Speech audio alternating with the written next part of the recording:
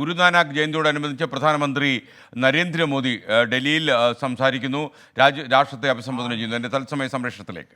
गुरु नानक देव जी का भी पवित्र प्रकाश पर्व है।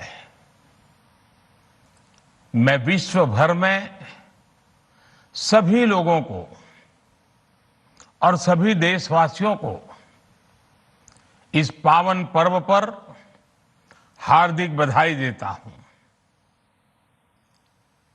ये भी बहुत सुखद है कि 1.5 साल के अंतराल के बाद करतारपुर साहिब कॉरिडोर अब फिर से खुल गया है। साथियों, गुरु नानक जी ने कहा है, बीच दुनिया सेवी कमाइए त दरगिही बेसन पाइए। यानी संसार में सेवा का मार्ग अपनाने से ही जीवन सफल होता है। हमारी सरकार इसी सेवा भावना के साथ देशवासियों का जीवन आसान बनाने में जुटी है। न जाने कितनी पीढ़ियां जिन सपनों को सच होते देखना चाहती थी, भारत आज उन सपनों को पूरा करने का भरपूर प्रयास कर रहा है।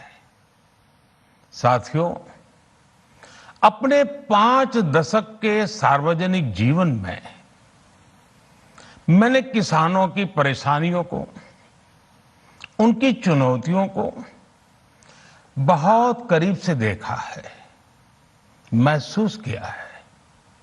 इसलिए जब देश ने मुझे 2014 में प्रधानमंत्री के रूप में सेवा का अवसर दिया, तो हमने कृषि विकास, किसान कल्याण को सर्वोच्च प्राथमिकता दी।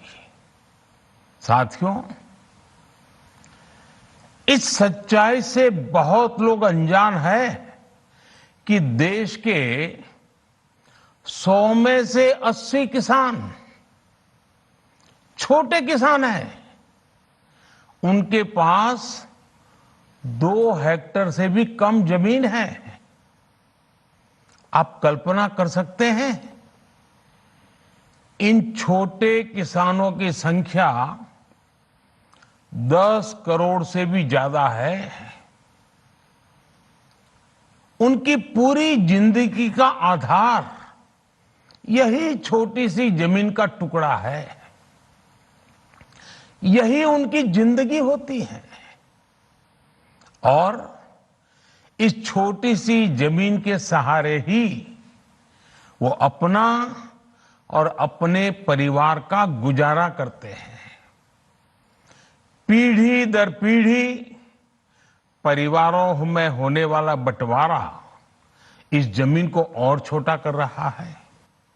इसलिए देश के छोटे किसानों की चुनौतियों को दूर करने के लिए हमने बीज, बीमा, बाजार और बचत, इन सभी पर चौतरफा काम किया। सरकार ने अच्छी क्वालिटी के बीज के साथ ही किसानों को नीम coated urea, soil health card, micro irrigation जैसी सुविधाओं से भी जोड़ा।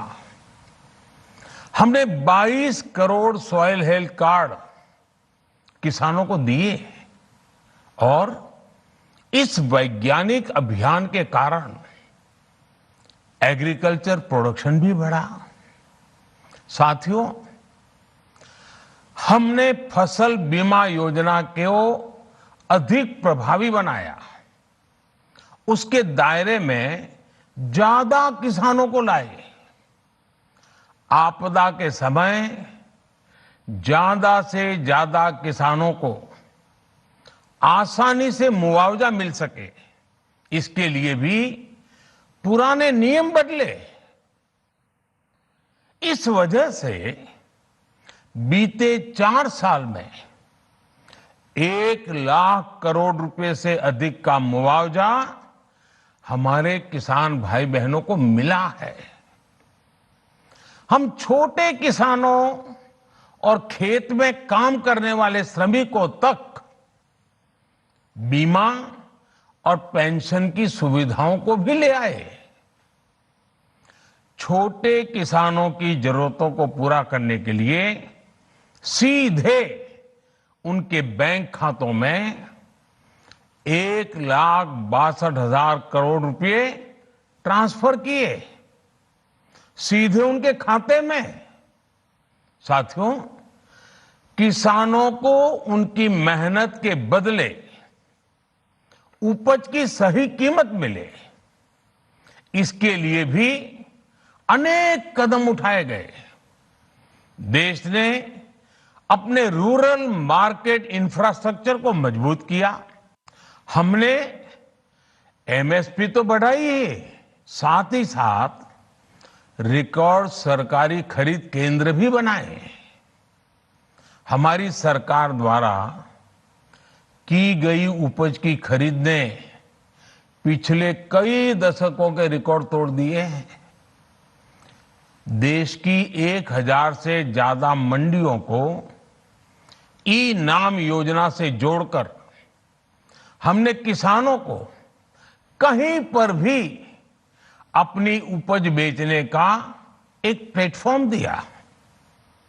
और इसके साथ ही देश भर की कृषि मंडियों के आधुनिकीकरण पर भी हमने करोड़ों रुपए खर्च किए। साथियों, आज केंद्र सरकार का कृषि बजट पहले के मुकाबले 5 गुना बढ़ गया है। हर वर्ष 1.25 लाख करोड़ रुपए से अधिक कृषि पर खर्च किए जा रहे हैं। 1 लाख करोड़ रुपए के एग्रीकल्चर इंफ्रास्ट्रक्चर फंड के माध्यम से गांव और खेत के नजदीक भंडारण, इसकी व्यवस्था, कृषि उपकरण जैसी अनेक सुविधाओं का विस्तार, ये सारी बातें तेजी से हो रही है। छोटे किसानों की ताकत बढ़ाने के लिए 10,000 एफपीओ किसान उत्पादक संगठन बनाने का अभियान भी जारी है। इस पर भी करीब 7,000 करोड़ रुपए खर्च किए जा रहे हैं। माइक्रो इरिगेशन फंड के आवंटन को भी 2 गुना करके 10,000 करोड़ रुपए कर दिया गया है। हमने क्रॉप लोन भी 2 गुना कर दिया, तो इस वर्ष 16 लाख करोड़ रुपए हो जाएगा। अब पशुपालकों को मछली पालन से जुड़े हमारे किसानों को भी किसान क्रेडिट कार्ड का लाभ मिलना शुरू हो गया है। यानी हमारी सरकार किसानों के हित में हर संभव कदम उठा रही है, लगातार एक के बाद एक नए कदम उठाती जा रही है। किसानों की आर्थिक स्थिति सुधरे, उनकी सामाजिक स्थिति मजबूत हो, इसके लिए पूरी ईमानदारी से काम कर रही है। साथियों, किसानों की स्थिति को सुधारने की इसी महाअभियान में देश में 3 कृषि कानून लाए गए थे। मकसद ये था कि देश के किसानों को, खासकर छोटे किसानों को और ताकत मिले, उन्हें अपनी उपज की सही कीमत और उपज बेचने के लिए ज्यादा से ज्यादा विकल्प मिले। बरसों से ये मांग देश के किसान, देश के कृषि विशेषज्ञ, देश के कृषि अर्थशास्त्री, देश के किसान संगठन लगातार कर रहे थे। पहले भी कई सरकारों ने इस पर मंथन भी किया था। इस बार भी संसद में चर्चा हुई, मंथन हुआ और ये कानून लाए गए। देश के कोने कोने में कोटि कोटि किसानों ने, अनेक किसान संगठनों ने इसका स्वागत किया, समर्थन किया। मैं आज उन सभी का बहुत बहुत आभारी हूं, धन्यवाद करना चाहता हूं। साथियों, हमारी सरकार किसानों के कल्याण के लिए, खासकर छोटे किसानों के कल्याण के लिए, देश के कृषि जगत के हित में, देश के हित में, गांव गरीब के उज्जवल भविष्य के लिए पूरी सत्यनिष्ठा से, किसानों के प्रति पूर्ण समर्पण भाव से, नेक नियत से ये कानून लेकर आई थी। लेकिन इतनी पवित्र बात, पूर्ण रूप से शुद्ध किसानों के हित की बात, हम अपने प्रयासों के बावजूद कुछ किसानों को समझा नहीं पाए। भले ही किसानों का एक वर्ग ही विरोध कर रहा था, लेकिन फिर भी ये हमारे लिए महत्वपूर्ण था। कृषि अर्थशास्त्रियों ने, वैज्ञानिकों ने, प्रगतिशील किसानों ने भी उन्हें कृषि कानूनों के महत्व को समझाने का भरपूर प्रयास भी किया। हम पूरी विनम्रता से, खुले मन से उन्हें समझाते रहे। अनेक माध्यमों से व्यक्तिगत और सामूहिक बातचीत भी लगातार होती रही। हमने किसानों की बातों को, उनके तर्क को समझने में भी कोई कोर कसर बाकी नहीं छोड़ी। कानून के जिन प्रावधानों पर उन्हें ऐतराज था, सरकार उन्हें बदलने के लिए भी तैयार हो गई। 2 साल तक हमने इन कानूनों को सस्पेंड करने का भी प्रस्ताव दिया। इसी दौरान ये विषय माननीय सर्वोच्च न्यायालय के पास भी चला गया। ये सारी बातें देश के सामने है, इसलिए मैं इनके अधिक विस्तार में नहीं जाऊंगा। साथियों, मैं आज देशवासियों से क्षमा मांगते हुए सच्चे मन से और पवित्र हृदय से कहना चाहता हूं कि शायद हमारी तपस्या में ही कोई कमी रही होगी, जिसके कारण दिए के प्रकाश जैसा सत्य कुछ किसान भाइयों को हम समझा नहीं पाए। आज गुरु नानक देव जी का पवित्र प्रकाश पर्व है।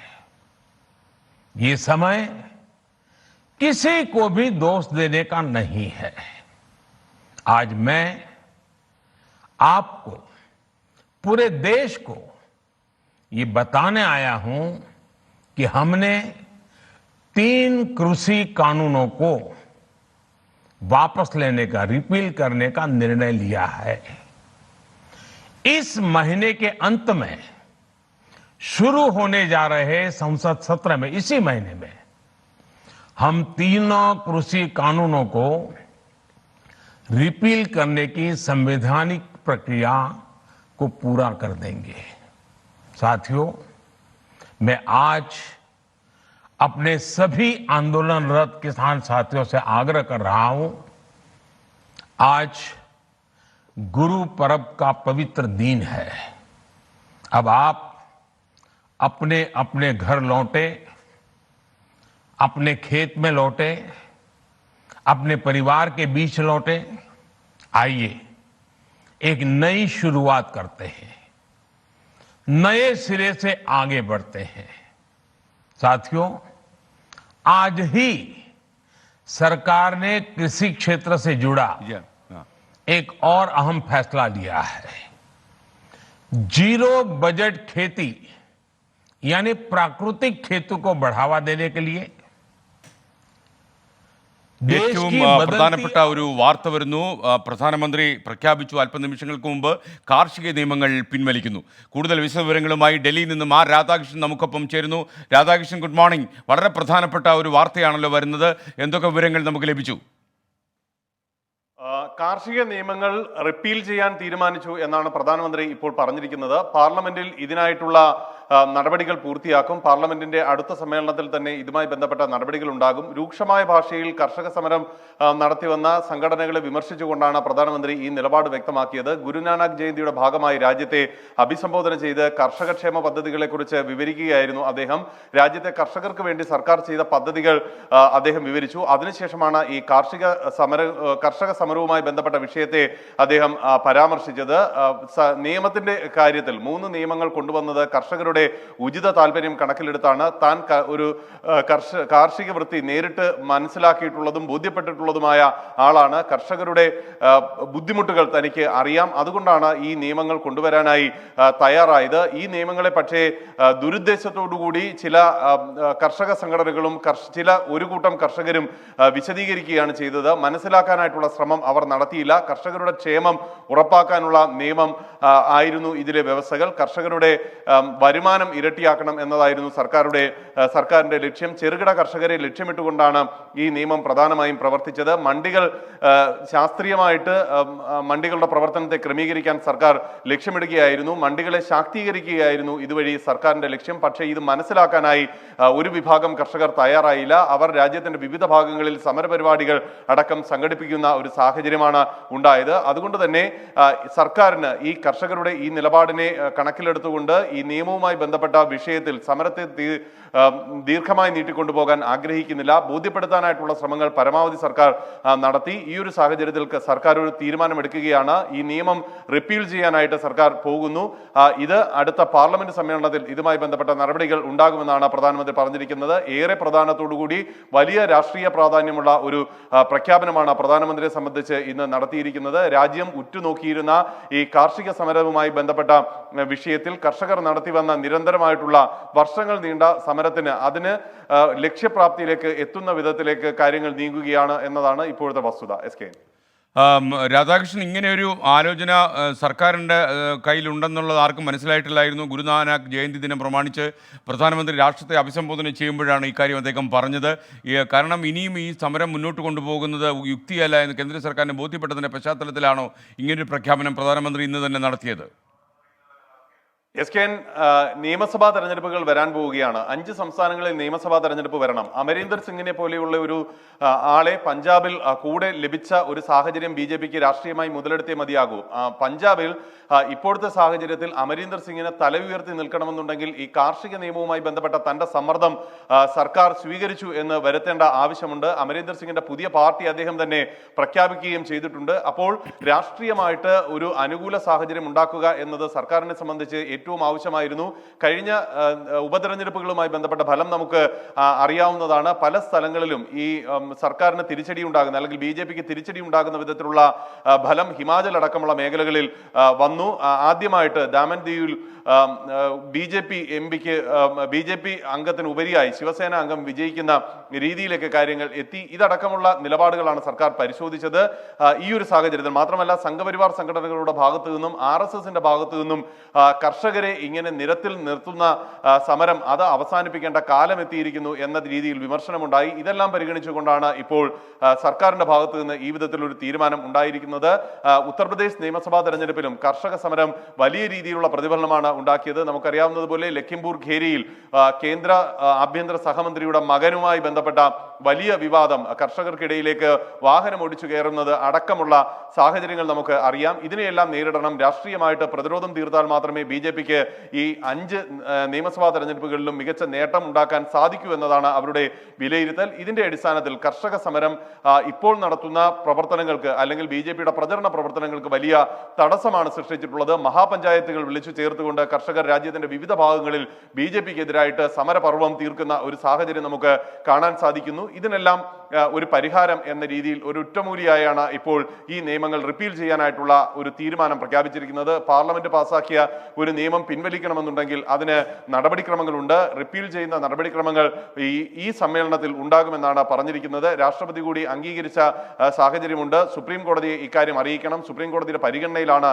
ഈ നിയമങ്ങളുമായി ബന്ധപ്പെട്ട കേസ് ഉള്ളത്. ഇതെല്ലാം കൂടി കണക്കിലെടുത്തുകൊണ്ടാണ് ഇപ്പോൾ സർക്കാരിന്റെ ഭാഗത്ത് നിന്ന് ഒരു പ്രഖ്യാപനം ഉണ്ടായിരിക്കുന്നത്. പ്രധാനമന്ത്രി തന്നെ നേരിട്ട് ഈ പ്രഖ്യാപനം നടത്തി എന്നുള്ളതിന് പിന്നിൽ കൃത്യമായിട്ടുള്ള രാഷ്ട്രീയ ലക്ഷ്യമാണുള്ളത്. പ്രധാനമന്ത്രി ഇന്ന് ഉത്തർപ്രദേശിൽ വിപുലമായിട്ടുള്ള വികസന പരിപാടികൾക്ക് നാന്ദി കുറിക്കാനായി പോവുകയാണ്. ഝാൻസി അടക്കമുള്ള മേഖലകളിൽ പ്രതിരോധ ഇടനാഴി അടക്കമുള്ള പദ്ധതികൾക്ക് അദ്ദേഹം ശിലാസ്ഥാപനം നടത്തുകയാണ്. ഈ ഘട്ടത്തിൽ ഇൻഫ്രാസ്ട്രക്ചറിന് വലിയ ഒരു പ്രാധാന്യം നൽകുന്നു. സർക്കാർ ക്ഷേമ പദ്ധതികളിലേക്ക് ശ്രദ്ധ കൂടുതൽ വയ്ക്കുന്നു എന്നതിനൊപ്പം കർഷകക്ഷേമവും കർഷകരുടെ താല്പര്യവും സംരക്ഷിക്കുന്നതിന് അനുബന്ധമായി തന്നെ കർഷകരുമായി ഒരു യുദ്ധത്തിന് സർക്കാർ ഇല്ല എന്നുകൂടി വ്യക്തമാക്കുകയാണ് ഇപ്പോൾ പ്രധാനമന്ത്രി ചെയ്തിരിക്കുന്നത്.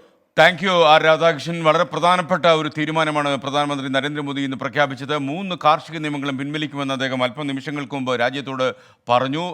ഈ അവസരത്തിൽ നമ്മുടെ സെൻട്രൽ ന്യൂസ് ഡെസ്കിൽ നിന്ന് എസ് വിജയകുമാർ നമുക്കൊപ്പം ചേരുന്നു. Good morning Vijayakumar.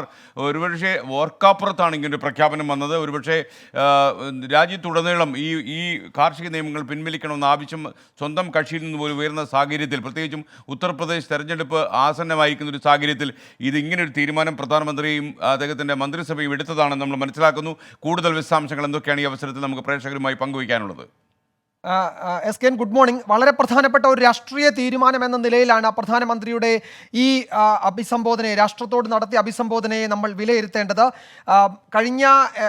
വരാനിരിക്കുന്ന നിയമസഭാ തെരഞ്ഞെടുപ്പുകൾ, ഉത്തർപ്രദേശ്, പഞ്ചാബ് അടക്കമുള്ള പ്രധാനപ്പെട്ട നിയമസഭാ തെരഞ്ഞെടുപ്പുകളിൽ ഈ കർഷക പ്രക്ഷോഭം വലിയ തോതിലുള്ള തിരിച്ചടി രാഷ്ട്രീയമായി BJPക്ക് കേന്ദ്ര സർക്കാരിനുണ്ടാക്കുമെന്ന ഉത്തമ ബോധ്യം BJPയുടെ കേന്ദ്ര നേതൃത്വത്തിനുണ്ടായിരുന്നു, പ്രധാനമന്ത്രിക്കുണ്ടായിരുന്നു. ആ തിരിച്ചറിവ് കൂടി ആണ് ഇത്തരമൊരു തീരുമാനത്തിലേക്ക്, ഈ നിയമങ്ങൾ തിരിച്ചു വിളിക്കാനുള്ള വളരെ പ്രധാനപ്പെട്ട രാഷ്ട്രീയ തീരുമാനത്തിലേക്ക് കേന്ദ്ര സർക്കാരിനെ എത്തിച്ചത് എന്ന് നമുക്ക് നിസ്സംശയം പറയാൻ കഴിയും. പ്രധാനമന്ത്രി അദ്ദേഹത്തിൻ്റെ അഭിസംബോധനയുടെ തുടക്കം മുതൽ ഈ കാർഷിക നിയമങ്ങളുമായി ബന്ധപ്പെട്ട കാര്യങ്ങളാണ് സംസാരിച്ചു തുടങ്ങിയത്.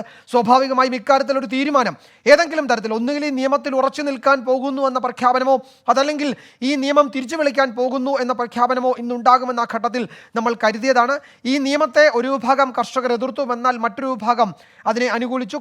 ജനങ്ങളുടെ പിന്തുണ അല്ലെങ്കിൽ കർഷകരുടെ ക്ഷേമമായിരുന്നു സർക്കാരിൻ്റെ ലക്ഷ്യം. അക്കാര്യത്തിൽ ഗവൺമെന്റിന്റെ ആത്മാർത്ഥതയെ ചോദ്യം ചെയ്യാൻ കഴിയില്ല തുടങ്ങിയ കാര്യങ്ങളാണ് പ്രധാനമന്ത്രി തുടക്കത്തിൽ പറഞ്ഞത്. ഒപ്പം തന്നെ അദ്ദേഹം ഈ സമരത്തെ, കർഷക പ്രക്ഷോഭത്തെ, അതിനിടയിൽ രാഷ്ട്രീയ പാർട്ടികൾ നടത്തിയ ഇടപെടലുകളൊക്കെ കടുത്ത ഭാഷയിൽ വിമർശിക്കുകയും ചെയ്തു. ഏറ്റവും ഒടുവിൽ അദ്ദേഹം ഈ സമരത്തെ തള്ളിപ്പറഞ്ഞു എങ്കിലും കർഷകർക്ക് സംശയമുണ്ടാക്കുന്ന തരത്തിൽ ഏതെങ്കിലും ഇടപെടൽ നടത്താൻ കേന്ദ്ര സർക്കാർ ആഗ്രഹിക്കുന്നില്ല എന്ന് പറഞ്ഞുകൊണ്ടാണ് ഈ നിയമം തിരിച്ചു വിളിക്കാൻ, അത് വിഡ്രോ ചെയ്യാനുള്ള തീരുമാനം രാജ്യത്തെ അറിയിച്ചിരിക്കുന്നത്. സ്വാഭാവികമായും ഈ പ്രക്ഷോഭം അതിൻ്റെ എല്ലാ ഘട്ടങ്ങളിലൂടെ കടന്നു പോകുന്നു.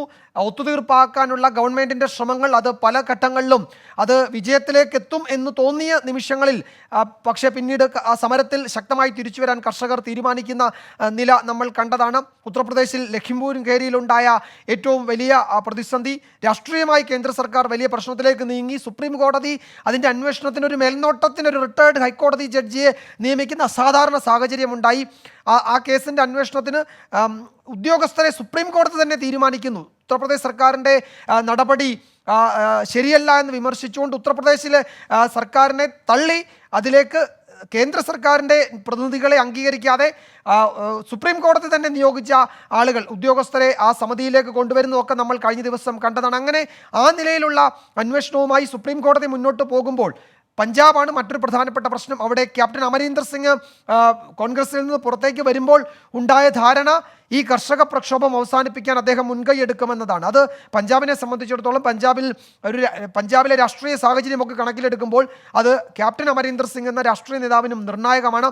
അതൊക്കെ കൂടി കണക്കിലെടുത്തുകൊണ്ട് BJP ഒരു വലിയ രാഷ്ട്രീയ സമ്മർദ്ദത്തെ നേരിടുകയായിരുന്നു. അതിനൊടുവിൽ ഇപ്പോൾ കർഷക പ്രക്ഷോഭത്തിന് വഴങ്ങാനും ഈ 3 പ്രധാനപ്പെട്ട കാർഷിക നിയമങ്ങൾ കേന്ദ്ര സർക്കാർ എപ്പോഴും പറയുന്നത് കടുത്ത പരിഷ്കരണ നടപടികളുമായി മുന്നോട്ട് പോകും. അത് കാർഷിക മേഖലയിലും ധനകാര്യ ഫിനാൻഷ്യൽ സെക്ടർ റിഫോംസ് അതുപോലെ തന്നെ കാർഷിക മേഖലയിലെ പരിഷ്കരണങ്ങൾ ഇത്തരം നടപടികളുമായി മുന്നോട്ട് പോകുമെന്ന് കേന്ദ്ര സർക്കാർ ആവർത്തിച്ച് പറയുന്ന ഘട്ടത്തിലൂടെയായിരുന്നു ഈ സമരത്തിൻ്റെയൊക്കെ എല്ലാ ദിവസവും കടന്നുപോയത്. അതിനിടയിലാണ് ഈ പരിഷ്കരണ നടപടികൾ, കാർഷിക മേഖലയിൽ ഉണ്ടാക്കിയ പരിഷ്കരണ നടപടികൾ, അത് ഈ നിയമം നടപ്പാക്കുന്നത് മൂലം കർഷകർക്കുണ്ടായ പ്രശ്നങ്ങൾ കണക്കിലെടുത്ത് അത് വിഡ്രോ ചെയ്യാൻ, അത് പിൻവലിക്കാനുള്ള തീരുമാനം ഇന്ന് പ്രഖ്യാപിച്ചിരിക്കുന്നത്. അത് പഞ്ചാബിനെ സംബന്ധിച്ചിടത്തോളം, ഈ സമരരംഗത്ത് ഏറ്റവും ശക്തമായി നിൽക്കുന്ന സിഖ് സമുദായത്തെ സംബന്ധിച്ചിടത്തോളം ഒക്കെ അവരുടെ ആത്മീയ ജീവിതത്തിൽ ഏറ്റവും പ്രധാനപ്പെട്ട ദിവസമാണ് ഗുരുനാനാക്ക് ജയന്തി. ആ ഗുരുനാനാക്ക് ജയന്തി ദിവസത്തിൽ പ്രധാനമന്ത്രി നടത്തിയ അഭിസംബോധനയിലാണ് ഈ തീരുമാനം പ്രഖ്യാപിച്ചത് എന്നതും ഇതിലൂടെ കേന്ദ്ര സർക്കാർ ഉദ്ദേശിക്കുന്ന രാഷ്ട്രീയ നേട്ടം അല്ലെങ്കിൽ രാഷ്ട്രീയ ഇടപെടൽ, ഇതിലൂടെ ഉണ്ടായിരിക്കുന്ന രാഷ്ട്രീയ സമ്മർദ്ദങ്ങളെ അതിജീവിക്കാൻ ഈ ദിവസത്തിലെ പ്രഖ്യാപനം ഉപയോഗിക്കാൻ പറ്റുമെന്ന ഒരു രാഷ്ട്രീയ തീരുമാനം, നിലപാട് കൂടിയാണ് പ്രധാനമന്ത്രി ഇന്ന് ഈ അഭിസംബോധനയിൽ മുന്നോട്ട് വച്ചിരിക്കുന്നത്. ഈ വിജയകുമാർ, ഈ തെരഞ്ഞെടുപ്പുകൾ ആസന്നമായിരിക്കുന്ന സാഹചര്യത്തിൽ ഇത്തരമൊരു പ്രഖ്യാപനം എങ്ങനെയായിരിക്കും ഒരുപക്ഷെ ഈ തെരഞ്ഞെടുപ്പിനെ സ്വാധീനിക്കാൻ പോകുന്നത്? ഇതുവരെ വന്നിരിക്കുന്ന മുഴുവൻ അഭിപ്രായ സർവേകളും SKN ഉത്തർപ്രദേശിൽ BJPക്ക് തിരിച്ചടി ഉണ്ടാകുമെന്നാണ്. പക്ഷേ ഭരണം നഷ്ടപ്പെടുന്ന തരത്തിലേക്ക് ആ തിരിച്ചടി മാറുമെന്ന് ഇപ്പോൾ ഏറ്റവും ഒടുവിൽ വന്ന ABP ആനന്ദ് ബസാർ പത്രിക ABPയുടെ സർവേയാണ്. അതിൽ ഭരണം നഷ്ടമാകുമെന്ന് പറയുന്നില്ല. പക്ഷേ BJP അവിടെ ഒരു വെല്ലുവിളി നേരിടുന്നുണ്ട്. പ്രത്യേകിച്ച് കാർഷിക മേഖലയിൽ, ഹരിത പ്രദേശം എന്ന് പറയാവുന്ന UPയുടെ മേഖലകളിൽ ഒരു തിരിച്ചടി നേരിടും എന്നതാണ് ABP സർവേയിൽ പറയുന്നത്. അവിടെ അപ്രതീക്ഷിതമായി മുന്നേറ്റം ഉണ്ടാക്കുന്നത് സമാജ്വാദി പാർട്ടിയാണ്. സമാജ്വാദി പാർട്ടി BJPയും തമ്മിൽ ഒരു നേരിട്ട് ഏറ്റുമുട്ടലിന് കളമൊരുങ്ങുന്ന തരത്തിൽ രാഷ്ട്രീയം അവിടെ മാറിയിട്ടുണ്ട് എന്നതാണ് ഏറ്റവും ഒടുവിൽ വന്ന അഭിപ്രായ സർവേകൾ വ്യക്തമാക്കുന്നത്. അതുകൂടി കണക്കിലെടുത്തുകൊണ്ടാണ്, ഗ്രൗണ്ട് റിയാലിറ്റി കൂടി മനസ്സിലാക്കിക്കൊണ്ടാണ് പ്രധാനമന്ത്രി ഈ ഒരു തീരുമാനം, ഉത്തർപ്രദേശിലെ സാഹചര്യം വളരെ പ്രധാനപ്പെട്ടതാണ്, അതുകൂടി കണക്കിലെടുത്തുകൊണ്ടാണ് ഈ തീരുമാനം എടുത്തത്. മറ്റൊന്ന് പഞ്ചാബാണ്. അവിടെ ക്യാപ്റ്റൻ അമരീന്ദർ സിംഗ് കോൺഗ്രസ് ക്യാമ്പിൽ നിന്ന് പുറത്തേക്ക് വന്ന് സ്വന്തം പാർട്ടി ഉണ്ടാക്കുമ്പോൾ അതിന് പിന്നിൽ BJP ആണ് എന്നത് എല്ലാവർക്കും അറിയാം. അദ്ദേഹത്തിൻ്റെ ആവശ്യം ഈ കാർഷിക നിയമങ്ങൾ, അതിൽ നിന്ന് കേന്ദ്രം പിന്നോട്ട് പോകണം, സമരം ഒത്തുതീർപ്പാക്കണം. അതിന് അദ്ദേഹം മുന്നോട്ട് വെച്ചതും ഈ കാര്യങ്ങൾ തന്നെയാണ്. അത് അംഗീകരിക്കുന്നു എന്ന സന്ദേശവും എന്ന സൂചനയും ഇതിലുണ്ട്. ഉത്തർപ്രദേശിലെയും പഞ്ചാബിലെയും കർഷകരെ ലക്ഷ്യമിട്ട് തന്നെയാണ് ഈ തീരുമാനം കേന്ദ്ര സർക്കാർ പ്രഖ്യാപിച്ചിരിക്കുന്നത് എന്ന് വ്യക്തമാണ്. വരാനിരിക്കുന്ന നിയമസഭാ തെരഞ്ഞെടുപ്പുകൾ തന്നെയാണ് ഈ കാര്യത്തിൽ നിർണായകവുമാകുക. അതുകൊണ്ട് രാഷ്ട്രീയ നേട്ടത്തിന് വേണ്ടി ഈ വിഷയം അടുത്ത ഘട്ടങ്ങളിൽ പ്രചാരണ രംഗത്ത് BJP അത് ഉപയോഗിക്കുമെന്ന് നമുക്ക് നിസ്സംശയം പറയാൻ കഴിയും. അത് ഈ പ്രഖ്യാപനം നടത്താൻ തിരഞ്ഞെടുത്ത ദിവസം, അത് നേരത്തെ നമ്മൾ സൂചിപ്പിച്ചതുപോലെ ഗുരുനാനാക്ക് ജയന്തിയാണ്. സിഖ് വംശജരെ, സിഖ് സമുദായത്തെ സംബന്ധിച്ചിടത്തോളം അവരുടെ ആത്മീയ ജീവിതത്തിൽ ഏറ്റവും സുപ്രധാന ദിവസമാണ്. ആ ദിവസം തന്നെ, ഗുരുനാനാക്ക് ജയന്തി ദിവസം തന്നെ ഈ തീരുമാനം പ്രഖ്യാപിക്കാൻ വേണമെങ്കിൽ ഇത് കൃഷി മന്ത്രാലയത്തിന്, കൃഷി മന്ത്രിക്ക് ഈ തീരുമാനം അറിയിക്കാമായിരുന്നു. പക്ഷേ പ്രധാനമന്ത്രി ഒരു അഭിസംബോധനയിലൂടെ, ഒരു രാഷ്ട്രത്തെ അഭിസംബോധന ചെയ്യുന്ന അത്തരം നടപടിയിലൂടെ ഈ തീരുമാനം പ്രഖ്യാപിച്ചത് ഒരു പക്ഷേ ഇതൊരു കൃഷി വകുപ്പിനെ മാത്രം, അല്ലെങ്കിൽ ആ നിലയിൽ മാത്രമല്ല, അതിനപ്പുറത്തേക്കുള്ള രാഷ്ട്രീയ ലക്ഷ്യം കൂടി അതിലുണ്ട് എന്ന സൂചന കൂടി നൽകുന്നുണ്ട്. അതാണ് പ്രധാനമന്ത്രി തന്നെ ഈ തീരുമാനം പ്രഖ്യാപിക്കാൻ ഒരു അസാധാരണ സാഹചര്യം സൃഷ്ടിക്കുകയും ചെയ്തത് എന്നും നമുക്ക് ഈ ഘട്ടത്തിൽ വിലയിരുത്താൻ കഴിയും. വിജയകുമാർ, താങ്കൾ മോർണിംഗ് ഷോയിൽ തന്നെ തുടരുക. ഏറ്റവും പ്രധാനപ്പെട്ട ഒരു വാർത്ത ഈ അവസരത്തിൽ വരികയാണ്. 3 കാർഷിക നിയമങ്ങളും പിൻവലിക്കാൻ കേന്ദ്ര സർക്കാർ തീരുമാനിച്ചിരിക്കുന്നു. എല്ലാ നടപടിക്രമങ്ങളും അതിനായിട്ട് പാലിക്കും. മാത്രവുമല്ല, പിടിവാശി കാട്ടുന്ന ഒരു സമീപനം കേന്ദ്ര സർക്കാരിൻ്റെ ഭാഗത്തുനിന്ന് ഉണ്ടാകില്ല. കർഷകർ സമരം അവസാനിപ്പിച്ച് അവരുടെ വീടുകളിലേക്ക് മടങ്ങണമെന്നും പ്രധാനമന്ത്രി നരേന്ദ്രമോദി അല്പം മിനിറ്റുകൾക്ക് മുമ്പ് ആവശ്യപ്പെട്ടു. രാഷ്ട്രത്തോടായി അദ്ദേഹം ചെയ്ത പ്രസംഗത്തിലാണ് ഈ കാര്യം അറിയിച്ചത്. വളരെ പ്രധാനപ്പെട്ട ഒരു തീരുമാനമാണ് പ്രധാനമന്ത്രി കൈക്കൊണ്ടിരിക്കുന്നത്. ഒരുപക്ഷെ വരുന്ന തെരഞ്ഞെടുപ്പിൽ ഈ ഒരു കർഷക സമരം മുന്നോട്ട് പോവുകയാണെങ്കിൽ അത് തെരഞ്ഞെടുപ്പിൽ സ്വാധീനമുണ്ടാക്കും എന്ന് മനസ്സിലാക്കിയിട്ടാണ് അദ്ദേഹം ഗുരുനാനാക്ക് ജയന്തി ദിനത്തിൽ തന്നെ ഈ 3 കാർഷിക നിയമങ്ങളും പിൻവലിക്കാൻ തീരുമാനിച്ചിരിക്കുന്നത്. കൂടുതൽ വിശദാംശങ്ങളുമായി നമുക്കൊപ്പം വീണ്ടും രാധാകൃഷ്ണൻ ചേരുന്നു. രാധാകൃഷ്ണൻ, ഈ ഒരു സാഹചര്യം തെരഞ്ഞെടുപ്പിൽ തന്നെ ഒരു വികാരപരമായ സമീപനമാണ് കേന്ദ്ര സർക്കാരും പ്രധാനമന്ത്രിയും സ്വീകരിച്ചിരിക്കുന്നത്. ഒരുപക്ഷെ സിഖ് സമുദായത്തിന് ഏറ്റവും താല്പര്യമുള്ള ഒരു ദിവസം തന്നെ ഏറ്റവും പ്രധാനപ്പെട്ട ഒരു തീരുമാനം വന്നിരിക്കുന്നു. 3 കാർഷിക നിയമങ്ങളും പിൻവലിക്കും എന്ന് പ്രധാനമന്ത്രി അസന്നിഗ്ധമായി പ്രഖ്യാപിച്ചിരിക്കുന്നു. മാത്രവുമല്ല, കർഷകരോടും രാജ്യത്തോടും അദ്ദേഹം മാപ്പ് ചോദിക്കുകയും ചെയ്തിരിക്കുന്നു. കൂടുതൽ വിശദാംശങ്ങൾ. SKN ഇതൊരു മാസ്റ്റർ സ്ട്രോക്ക് എന്ന് നമുക്ക് വേണമെങ്കിൽ വിശേഷിപ്പിക്കാം. കാരണം കഴിഞ്ഞ വർഷം ഇതേ സമയം ഗുരുനാനക് ജയന്തിയിൽ ഗുരുദ്വാര രഖാബ്ഗഞ്ച് സന്ദർശിച്ചുകൊണ്ടായിരുന്നു അദ്ദേഹം കർഷകരോട് അഭ്യർത്ഥന നടത്തിയത്. അന്ന് അദ്ദേഹം പറഞ്ഞത് ഈ നിയമവുമായി ബന്ധപ്പെട്ട് കർഷകർക്കുള്ള എല്ലാ വിശ്വാസങ്ങളും തെറ്റാണെന്നും കർഷകർക്ക് ക്ഷേമം ഉറപ്പാക്കുകയാണ് സർക്കാരിന്റെ ലക്ഷ്യമെന്നും അടക്കമായിരുന്നു പ്രധാനമന്ത്രി പറഞ്ഞത്. ഇന്ന് അതേ ദിവസം തന്നെ ഒരുപക്ഷെ ഈ രഖാബ്ഗഞ്ചിൽ അദ്ദേഹം എത്തും എന്നായിരുന്നു രാവിലെ മാധ്യമങ്ങൾ പ്രതീക്ഷിച്ചിരുന്നതെങ്കിലും അദ്ദേഹം ഇന്ന് രാവിലെ അതിന് തയ്യാറായില്ല. പകരം അദ്ദേഹം രാജ്യത്തോട് അഭിസംബോധന ചെയ്യുന്നു എന്ന സന്ദേശമാണ് നൽകിയത്. തുടർന്നാണ് അദ്ദേഹം ഈ പ്രഖ്യാപനം നടത്തിയിരിക്കുന്നത്. വളരെ നിശ്ചയമായിട്ടും സർക്കാരിനെ സംബന്ധിച്ച് കഴിഞ്ഞ ഘട്ടങ്ങളിൽ ഏർപ്പെടുത്തിയ ക്ഷേമ പദ്ധതികൾ, വികസന പദ്ധതികൾ ഒന്നും ദേശീയ തലത്തിൽ തന്നെ വേണ്ട വിധത്തിൽ ചർച്ചയാകുന്നില്ല എന്ന വിമർശനം BJPക്കുള്ളിൽ ശക്തമാണ്. ഇതിന് കാരണം എന്ന രീതിയിൽ വിലയിരുത്തപ്പെട്ടത് കർഷക സമരം രാജ്യത്തിന്റെ വിവിധ ഭാഗങ്ങളിൽ നടക്കുന്നു എന്നത് തന്നെയാണ്. ഒരു രാഷ്ട്രീയ നിറത്തിന് ഉപരിയായിട്ട് കർഷകർക്ക് എതിരായി ഉള്ള ഒരു സർക്കാരിന്റെ നയം അത് തിരുത്തപ്പെടണമെന്ന വികാരം പല കോണുകളിൽ നിന്നും ഉയർന്നിരുന്നു. പ്രധാനമായും BJP പാളയത്തിൽ നിന്നും സംഘപരിവാർ പാളയത്തിൽ നിന്നും പോലും ഈ അഭിപ്രായമാണ് ഉയർന്നത്. രാധാകൃഷ്ണൻ, ഒരു നിമിഷം രാധാകൃഷ്ണൻ, നമുക്കൊപ്പം CPI നേതാവ് ബിനോയ് വിശ്വം MP ചേരുന്നു. ബിനോയ് വിശ്വം, ഒരുപക്ഷെ ജനാധിപത്യത്തിന്റെ വിജയം എന്ന രീതിയിൽ തന്നെ ഇപ്പോൾ ചില മാധ്യമങ്ങൾ പ്രതികരിച്ച് തുടങ്ങിയിരിക്കുന്നു. ഈ ഒരു ദിവസം, അതായത് 3 കർഷക നിയമങ്ങളും പിൻവലിക്കാൻ കേന്ദ്ര സർക്കാർ തീരുമാനിക്കുന്നു. പ്രധാനമന്ത്രി അതനുസരിച്ച് പ്രഖ്യാപനം നടത്തി കഴിഞ്ഞു. ഈ ഒരു സന്ദർഭത്തിൽ ഈ ഒരു തീരുമാനത്തെ താങ്കൾ എങ്ങനെയാണ് കാണുന്നത്? ഇത് മഹത്തായ വിജയമാണ്. കൃഷിക്കാരുടെ വിജയം, ജനങ്ങളുടെ വിജയം, ജനാധിപത്യ മൂല്യങ്ങളുടെ വിജയം. ഈ വിജയത്തിന് കാരണം ആർക്ക് സംശയം വേണ്ട, കൃഷിക്കാർ ഒറ്റക്കെട്ടായി കാണിച്ച സമരബോധമാണ്. ഇന്ത്യൻ കൃഷിയെ ഒറ്റുകൊടുക്കുന്ന, ഇന്ത്യൻ കർഷകനെ കോർപ്പറേറ്റ് കൊള്ളക്കാർ കടിയറ വയ്ക്കുന്ന ഈ നിയമങ്ങൾ പിൻവലിക്കാതെ തങ്ങൾ പുറകോട്ട് പോകില്ല എന്ന നിശ്ചയവുമായി ഡൽഹിയിലേക്ക് വന്ന കൃഷിക്കാർ, ആ കൃഷിക്കാരെ പരാജയപ്പെടുത്താൻ വേണ്ടി പ്രതികെട്ട മോഡി ഗവൺമെന്റ് എല്ലാ വഴികളും കയറ്റി. പക്ഷേ സർക്കാർ ജയിച്ചില്ല. ജയിക്കാൻ സർക്കാരിന് കഴിയുമായിരുന്നില്ല. നീതിയും ന്യായവും നന്മയും ഇന്ത്യയെ തീറ്റിപ്പൊത്തുന്ന കൃഷിക്കാർക്കൊപ്പമായതുകൊണ്ടാണ് സർക്കാർ തോറ്റത്, കൃഷിക്കാർ ജയിച്ചത്. ഇപ്പോൾ ഈ സമരത്തിന് 1 കൊല്ലം പൂർത്തിയാകാൻ ദിവസങ്ങൾ മാത്രം ബാക്കി നിൽക്കെ നിയമങ്ങൾ പിൻവലിച്ചുവെന്ന് മോഡി പറയുന്നുണ്ടെങ്കിൽ പോലും ആ പിൻവലിക്കലിനകത്ത് എന്തെല്ലാം ഉളുക്കും ചളുക്കും കിളിയുമുണ്ടെന്ന് എനിക്കിപ്പോൾ അറിയില്ല. എന്തെങ്കിലുമൊക്കെ ഉണ്ടാകുമായിരിക്കും. പക്ഷെ എന്തെല്ലാം കള്ളക്കളി കളിച്ചാലും ശരി, നരേന്ദ്രമോദിയെ, BJPയെ ജനങ്ങളൊരു പാഠം പഠിപ്പിക്കും.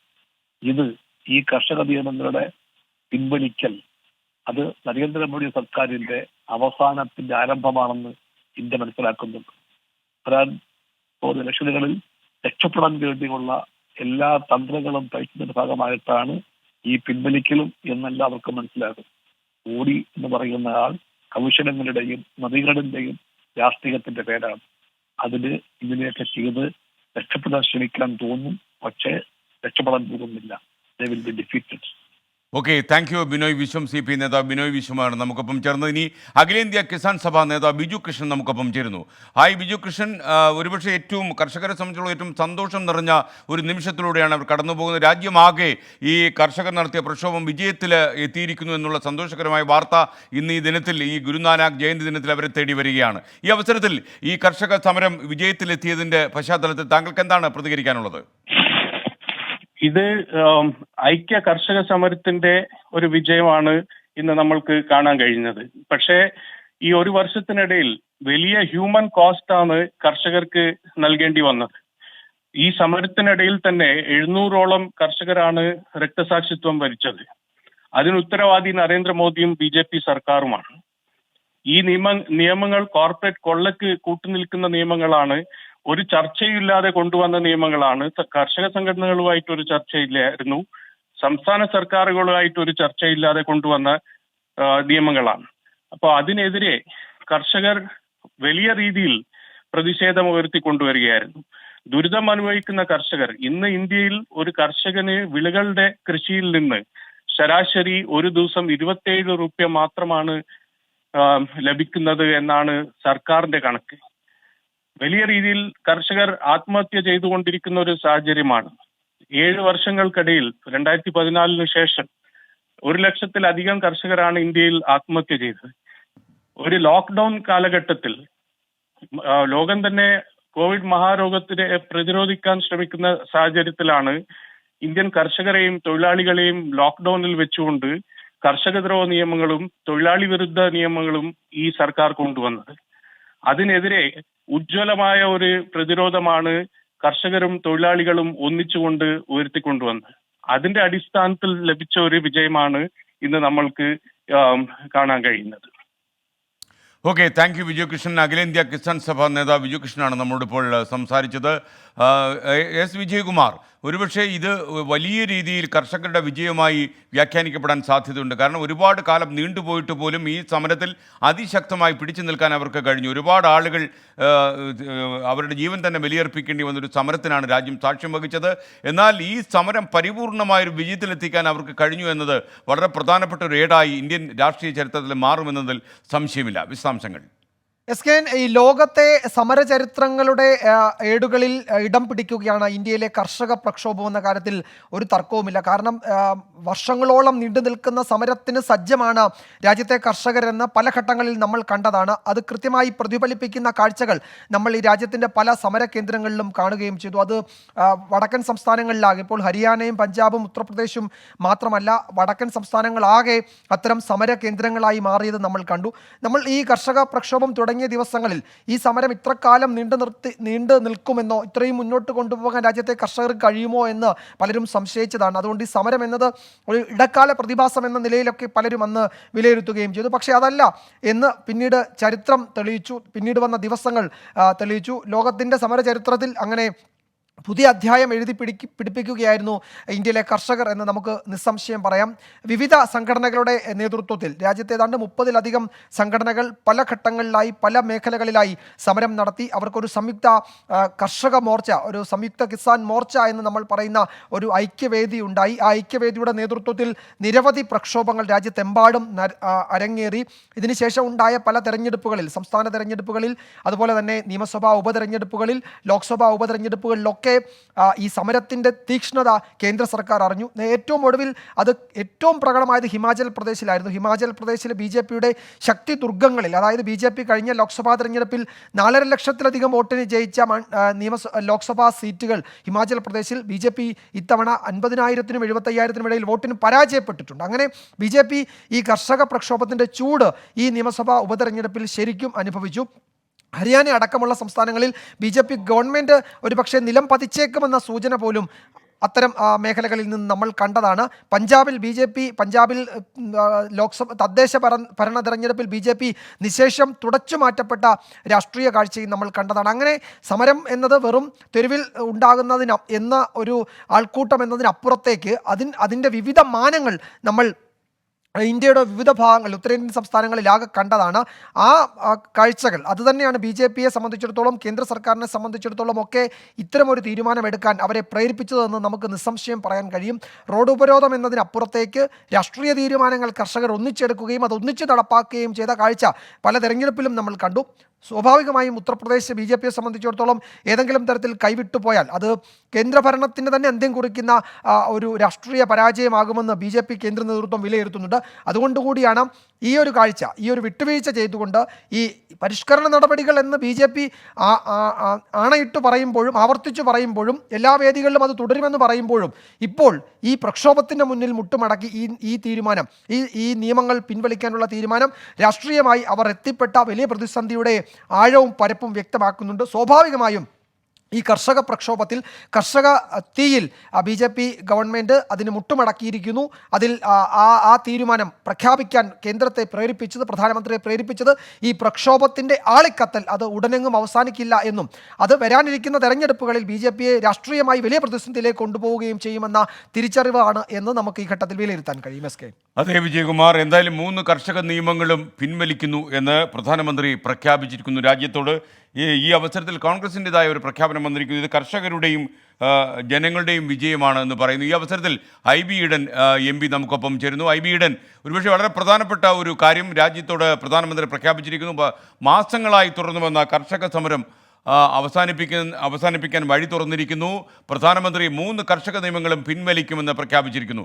മാത്രമല്ല, പാർലമെന്റ് പാസ്സാക്കിയ നിയമം ആയതുകൊണ്ട് ചില നടപടിക്രമങ്ങൾ ബാക്കിയാണെന്നും പ്രധാനമന്ത്രി ഓർമ്മിപ്പിക്കുന്നു. ഈ അവസരത്തിൽ താങ്കൾക്ക് എന്താണ് പ്രതികരിക്കാനുള്ളത്? കോൺഗ്രസിന്റെ പ്രസ്താവന വന്നു കഴിഞ്ഞു. ഇത് കർഷകരുടെയും ജനങ്ങളുടെയും വിജയമാണെന്ന് കോൺഗ്രസ് പറയുന്നു. താങ്കൾ എങ്ങനെ പ്രതികരിക്കുന്നു? ഇന്ത്യൻ പാർലമെന്റിൽ ഈ 3 നിയമങ്ങൾ ചർച്ചയ്ക്ക് വന്നപ്പോൾ തന്നെ ഇന്ത്യൻ നാഷണൽ കോൺഗ്രസ് പ്രതിപക്ഷ കക്ഷികൾ അവരുടെ അഭിപ്രായം രേഖപ്പെടുത്തിയതാണ്. ഇന്ത്യൻ പാർലമെന്റിന്റെ അകത്തും പുറത്തും കോൺഗ്രസ് ഈ വിഷയവുമായി ബന്ധപ്പെട്ട് പ്രക്ഷോഭത്തിലായിരുന്നു. കർഷക സമരം രാഷ്ട്രീയത്തിന്റെ അടിസ്ഥാനത്തിൽ നടന്നതല്ല. അതുകൊണ്ടാണ് ഇന്ത്യൻ നാഷണൽ കോൺഗ്രസ് ഇത് കർഷകരുടെയും ജനങ്ങളുടെയും വിജയമാണെന്ന് പറഞ്ഞത്. നമ്മൾ മനസ്സിലാക്കേണ്ടത് ഒരു UP തെരഞ്ഞെടുപ്പിന്റെ പശ്ചാത്തലത്തിലാണ്, മറ്റ് സംസ്ഥാനങ്ങളിൽ നടക്കാൻ പോകുന്ന തെരഞ്ഞെടുപ്പിന്റെ പശ്ചാത്തലത്തിൽ അത്രയും അധികം സമ്മർദ്ദം, സർവേ റിപ്പോർട്ടുകൾ BJPക്ക് എതിരാണ് എന്ന് വന്ന സന്ദർഭത്തിലാണ് ഇത് പിൻവലിക്കുന്നത്. കഴിഞ്ഞ 1 വർഷക്കാലമായി അതിശൈത്യത്തിലും കഠിനമായ വേനലും എല്ലാം മറികടന്ന് കർഷകർ നടത്തിയ ഒരു വലിയ പോരാട്ടത്തിന്റെ വിജയമാണ്. അപ്പൊ നരേന്ദ്രമോദി എന്ന് പറയുന്ന ഭരണാധികാരി കേന്ദ്ര ഗവൺമെന്റ് എടുത്ത നയങ്ങൾ തെറ്റാണ് എന്ന് ഇവരുടെ എത്രയോ ഡെലിഗേഷൻസ് ഇവരെ കണ്ട് ഇത് ബോധ്യപ്പെടുത്താൻ ശ്രമിച്ചപ്പോഴും ശ്രീ അമിത്ഷായും നരേന്ദ്രമോദിയും ഇന്ത്യൻ പാർലമെന്റിൽ പറഞ്ഞത് ഒരു കാരണവശാലും ഇത് പിൻവലിക്കില്ല എന്നുള്ളതാണ്. പഞ്ചാബ് എന്ന് പറയുന്ന സംസ്ഥാനം ഞങ്ങൾക്ക് വേണ്ട, ഞങ്ങൾക്ക് അവിടെ വേരുകളുള്ള സംസ്ഥാനമല്ല എന്നാണ് പറഞ്ഞത്. ആ നരേന്ദ്രമോദി എന്ന് പറയുന്ന ഭരണാധികാരി ഇന്ന് ഇന്ത്യയിലെ കർഷകർക്ക് മുമ്പിൽ മുട്ടുമടക്കി എന്നുള്ളതിന്റെ വളരെ പ്രധാനപ്പെട്ട ഒരു പ്രഖ്യാപനമാണ് അദ്ദേഹം നടത്തിയിരിക്കുന്നത്. ആദ്യമായാണ് ഇത്രയും എന്താ പറയാ, നമ്മളെല്ലാം അത്ഭുതപ്പെടുത്തുന്ന 9 മണിക്ക് അദ്ദേഹം രാജ്യത്തെ അഭിസംബോധന ചെയ്യുന്നു എന്ന് പറഞ്ഞപ്പോൾ നമ്മൾ വിചാരിച്ചത് നോട്ട് നിരോധനം പോലെ എന്തെങ്കിലും വീണ്ടും വരാൻ പോകുന്നു എന്നുള്ളതാണ്. ഏതായാലും അങ്ങനെയുള്ളൊരു തീരുമാനത്തെ ഞങ്ങൾ സ്വാഗതം ചെയ്യുന്നു. പക്ഷെ ഇത് ഒരു വലിയ വിഭാഗം സമൂഹത്തോടുള്ള വലിയ വെല്ലുവിളി, അവരുടെ ജീവനും ജീവനോപാധിയും, എത്രയോ പേർ മരണപ്പെട്ടു, എത്രയോ പേർ ഇതുമായി ബന്ധപ്പെട്ട് സമരങ്ങളിൽ ആക്രമിക്കപ്പെട്ടു, കേസുകളിൽ പെട്ടു. ഇതെല്ലാം ഒഴിവാക്കാൻ പറ്റുന്ന കാര്യമായിരുന്നു. ഏതായാലും ഈ തീരുമാനത്തെ ഞങ്ങൾ സ്വാഗതം ചെയ്യുക. Okay, thank you. IB യുടെ MP ആണ് നമുക്കൊപ്പം ചേർന്ന്. നമ്മൾ വീണ്ടും ഡൽഹിയിലേക്ക് ഒന്ന് പോകുന്നു. രാധാകൃഷ്ണൻ നമുക്കൊപ്പം ചേരുന്നു. ഏറ്റവും ലേറ്റസ്റ്റ് ആയിട്ട് ഡൽഹിയിൽ അറിയുന്ന കാര്യങ്ങളുമായിട്ടാണ് രാധാകൃഷ്ണൻ ഡൽഹിയിൽ നിന്ന് നമുക്കൊപ്പം ചേരുന്നത്. രാധാകൃഷ്ണൻ, യഥാർത്ഥത്തിൽ BJP വൃത്തങ്ങളിൽ നിന്ന് എന്തെങ്കിലും പ്രതികരണങ്ങൾ നമുക്ക് ലഭിച്ചോ? അങ്ങനെയുള്ള എന്തെങ്കിലും അഭിപ്രായ പ്രകടനങ്ങളുണ്ടായോ? SKN അല്പസമയം മുമ്പ് BJPയുടെ മുതിർന്ന വക്താക്കളുമായി നമുക്ക് ബന്ധപ്പെടാൻ സാധിച്ചിരുന്നു. ആ ഘട്ടത്തിൽ അവർ പറയുന്നത് ഇത് ഒരു തരത്തിലും സർക്കാരിനെ സംബന്ധിച്ച് ഒരു നിലപാടിൽ നിന്നുള്ള പിന്മാറ്റമല്ല, മറിച്ച് പഞ്ചാബ് തെരഞ്ഞെടുപ്പുമായി ബന്ധപ്പെട്ട് ഈ വിഷയം ജനങ്ങൾക്ക് മുന്നിൽ വയ്ക്കാനായി പോവുകയാണ്. മണ്ഡികളുമായി ബന്ധപ്പെട്ട് അടക്കം ഉള്ള വിഷയങ്ങളിൽ വസ്തുതാപരമല്ലാത്ത പ്രചരണം നടന്നു. മണ്ഡികളുടെ ശാക്തീകരണത്തിന് നിയമം ശുപാർശ ചെയ്യുമ്പോൾ താങ്ങുവിലയുടെ കാര്യത്തിൽ നിയമം നിർബന്ധം പിടിക്കുമ്പോൾ ഇത് രണ്ടും ഇല്ല എന്ന രീതിയിൽ കർഷകർക്കിടയിൽ പ്രചരണം നടത്തി. അങ്ങനെ തെറ്റായിട്ട് പ്രചരണം നടത്തിയതിന്റെ ഭാഗമായിട്ടാണ് വലിയ സമരങ്ങൾക്ക് സാക്ഷിയായത്. അതുകൊണ്ട് നിയമം പിൻവലിക്കുക എന്നതിന് അർത്ഥം ഈ നിയമവുമായി ബന്ധപ്പെട്ട വ്യവസ്ഥകൾ പിന്നീട് മറ്റൊരു നിയമത്തിലൂടെ കൊണ്ടുവരുന്നതിന്റെ തുടക്കമിടുക എന്നുള്ളതാണ് എന്നാണ് സർക്കാർ ഇപ്പോൾ BJP വിശദീകരിക്കുന്നത്. ഒരു ചുവട് പിന്നിലോട്ട് പോകുന്നു എന്നുള്ളത് കൊണ്ട് തങ്ങളുടെ ഉദ്ദേശശുദ്ധി ഇല്ലാതാകുന്നില്ല എന്ന് BJP വിശദീകരിക്കുന്നു. ഒരുപക്ഷെ BJPയുടെ രാഷ്ട്രീയവും ഇപ്പോഴത്തെ സാഹചര്യത്തിൽ അത് തന്നെയാണെന്നാണ് നമുക്ക് അറിയാനായി സാധിക്കുന്നത്. 5 നിയമസഭാ തെരഞ്ഞെടുപ്പിൽ നമ്മൾ പ്രതീക്ഷിച്ചതിൽ നിന്നും വ്യത്യസ്തമായിട്ട് സർവേ റിപ്പോർട്ടുകൾ പറഞ്ഞത് BJP കണക്കിലെടുത്തിരിക്കുന്നു. BJP സംബന്ധിച്ച് ഈ സമരം ഇങ്ങനെ തുടരുന്ന സാഹചര്യത്തിൽ UPയിൽ ഏതാണ്ട് 100 സീറ്റുകൾ അധികാരത്തിൽ തുടരുന്ന ഒരു സാഹചര്യം ഉണ്ടെങ്കിലും 100ഓളം സീറ്റുകൾ നഷ്ടപ്പെടുന്ന രീതിയിലേക്ക് കാര്യങ്ങൾ എത്തുമെന്നായിരുന്നു BJPക്ക് ലഭിച്ച മുന്നറിയിപ്പ്. ഇതിന്റെ പശ്ചാത്തലത്തിൽ രാധാകൃഷ്ണൻ, ഒരു നിമിഷം രാധാകൃഷ്ണൻ, CPIM പോളിറ്റ് ബ്യൂറോ അംഗം MA ബേബി ഈ വിഷയത്തെക്കുറിച്ച് മാധ്യമങ്ങളോട് പ്രതികരിക്കുന്നു. അതിന്റെ തത്സമയ സംപ്രേഷണത്തിലേക്ക് മനസ്സിലാക്കിക്കാരെന്നുള്ള കൊട്ടേഷനിലാണ് ഞാൻ പറയുന്നത്. അപ്പോൾ നരേന്ദ്രമോദിയെ വിശ്വാസത്തിലെടുക്കാൻ കഴിയില്ല, BJPയോ RSSനെയോ വിശ്വാസത്തിലെടുക്കാൻ കഴിയില്ല. സമീപ നാളുകളിൽ ഉത്തരേന്ത്യയിലെ സംസ്ഥാനങ്ങൾ നടന്ന ഉപതെരഞ്ഞെടുപ്പുകളിൽ BJPക്കുണ്ടായ തിരിച്ചടിയും ഈ തീരുമാനത്തിൻ്റെ പിന്നിലൊരു ഘടകമാകാം. എന്തായാലും നരേന്ദ്രമോദിയുടെയും BJPയുടെയും RSSൻ്റെയും പതനത്തിൻ്റെ തുടക്കമായി ഈ കർഷക സമര വിജയത്തെ കാണാവുന്നതാണ്.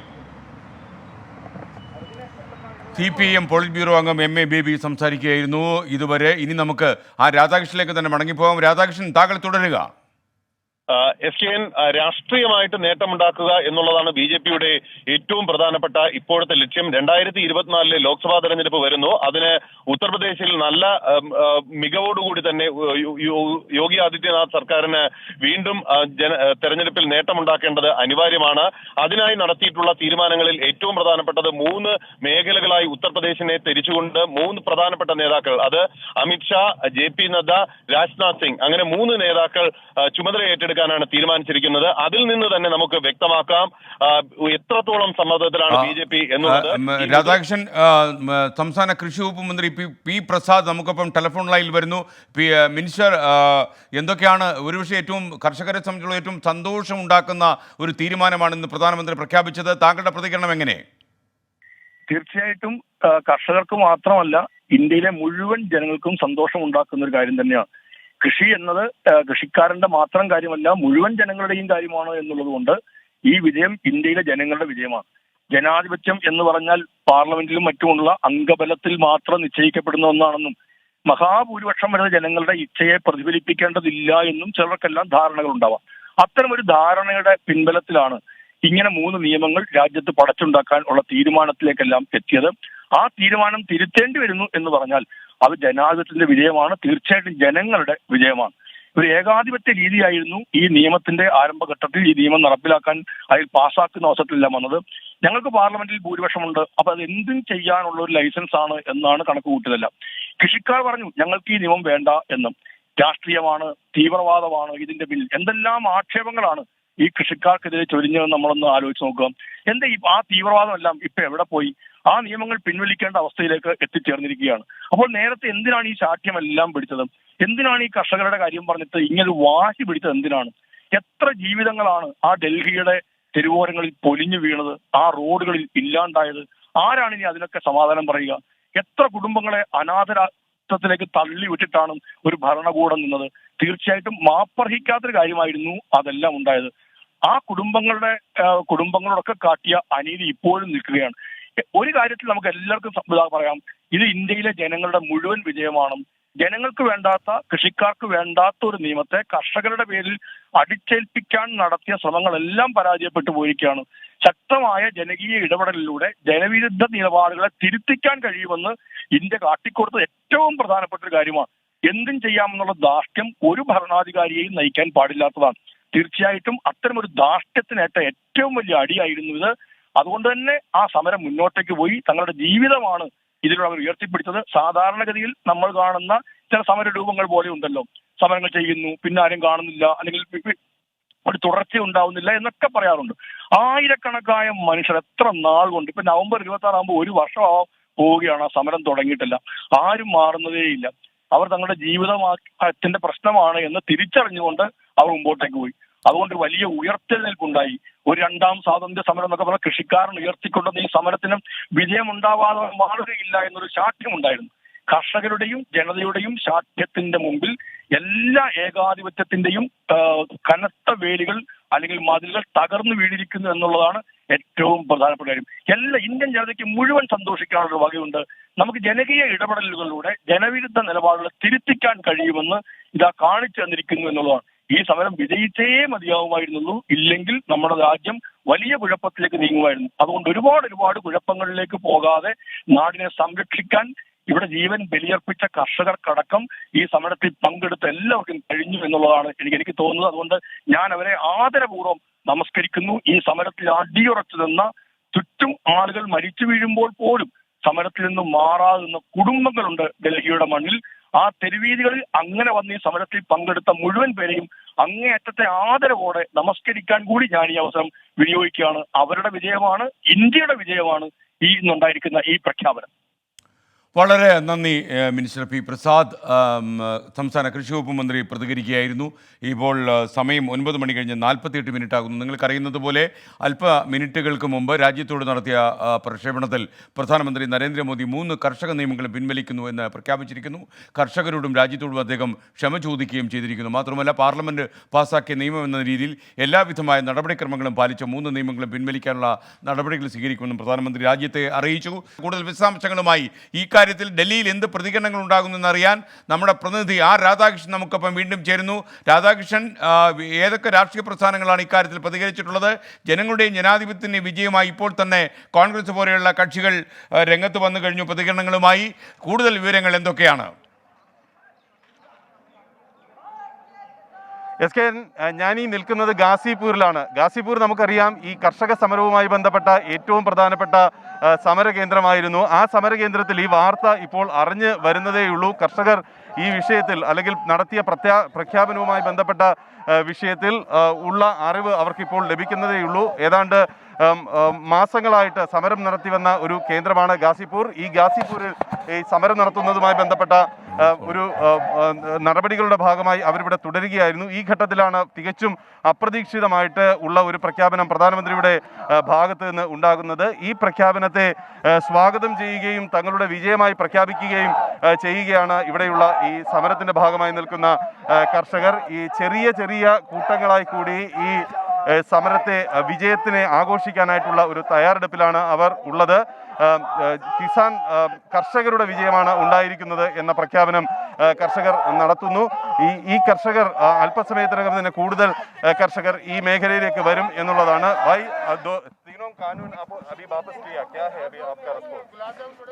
अभी ये हमें इसकी थोड़ा खुशी हुई है, हमारे प्रधानमंत्री को सुदबुद्धि आई।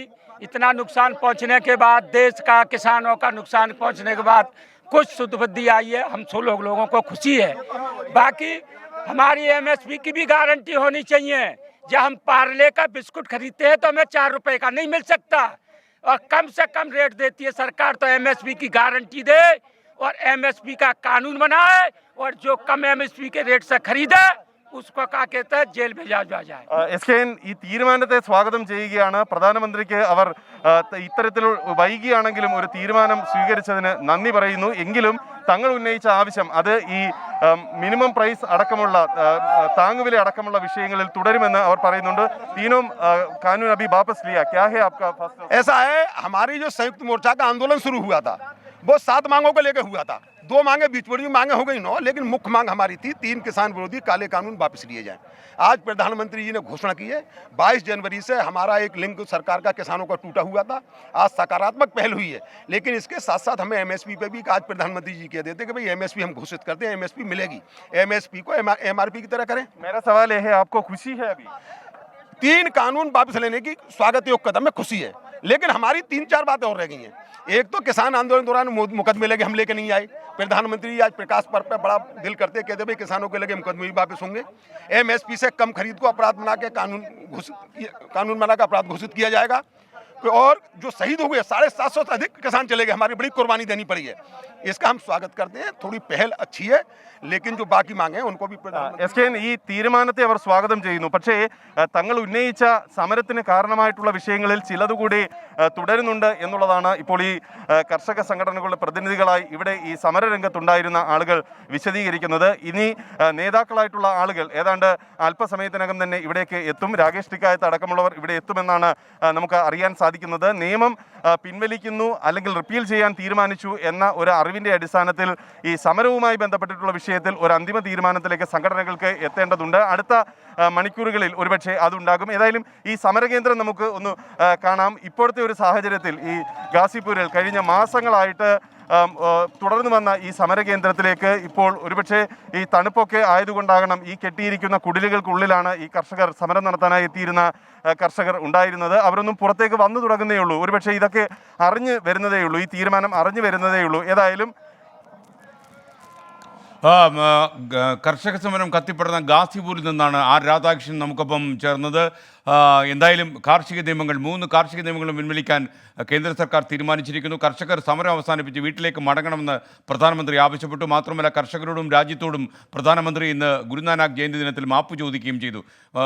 ഏതാണ്ട് ഒരു കൊല്ലം തികയുന്ന വേളയിലാണ് ഈ കാർഷിക നിയമങ്ങൾ പിൻവലിക്കാൻ കേന്ദ്ര സർക്കാർ തീരുമാനിച്ചിരിക്കുന്നത്. ഉത്തർപ്രദേശ് പോലെയുള്ള സംസ്ഥാനങ്ങളിൽ തെരഞ്ഞെടുപ്പ് ആസന്നമായിരിക്കുന്ന സാഹചര്യത്തിൽ കേന്ദ്ര സർക്കാരിന് മറ്റു വഴിയില്ലാതെ കഴിവില്ലാത്ത സാഹചര്യം ഉടലെടുത്തപ്പോഴാണ് ഈ കർഷക നിയമങ്ങൾ പിൻവലിക്കാൻ തീരുമാനിച്ചിരിക്കുന്നത്. ഒരുപക്ഷെ രാജ്യത്ത് ജനാധിപത്യത്തിൻ്റെ വിജയം എന്ന രീതിയിൽ പല രാഷ്ട്രീയ കക്ഷികളും നിലപാടുകളും പ്രതികരണങ്ങളുമായി രംഗത്ത് വന്നു കഴിഞ്ഞു. വരുന്ന മണിക്കൂറുകളിൽ ഈ കർഷക നിയമങ്ങൾ പിൻവലിച്ചതിൻ്റെ പ്രത്യാഘാതങ്ങളും അതുപോലെ എൻ്റെ പ്രതികരണങ്ങളും 24 തത്സമയം സംപ്രേഷണം ചെയ്യുന്നുണ്ടാകും.